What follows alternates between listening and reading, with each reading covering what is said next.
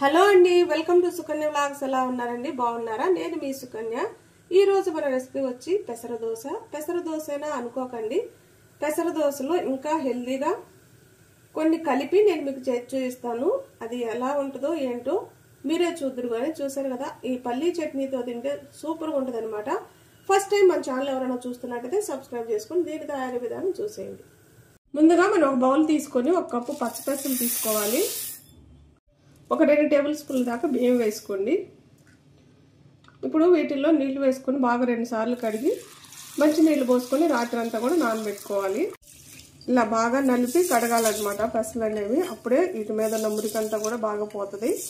ఇప్పుడు ఈ నీళ్లు పడబోసుకొని మంచి నీళ్లు పట్టుకుందాం.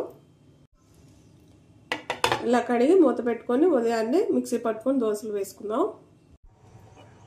ఇప్పుడు రాత్రి అంతా నానబెట్టుకున్న పెసల్ని మనం మిక్సీలో వేసుకొని మెత్తగా మిక్సీ పట్టుకుందాం. ఒక పచ్చిమిర్చి, చిన్న అల్లం ముక్క ఒకటి వేసుకొని కొంచెం నీళ్లు వేసుకొని మిక్సీ పట్టుకుందాం.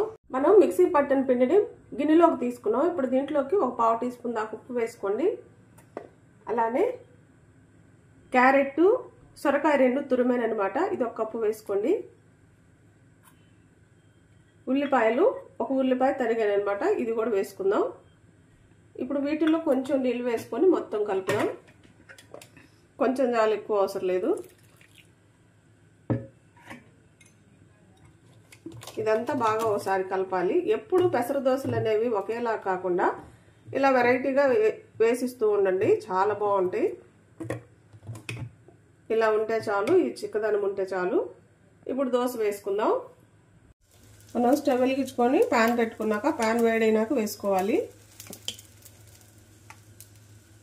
ఇది ఒకసారి పలుసుగా ఇలా వేసుకోవాలన్నమాట. మరి అంత పలుసుగా వద్దు, అంత మందంగా వద్దు, మీడియంగా వేసుకోండి. అప్పుడే ఈ దోశ అనేది చాలా బాగుంటుంది.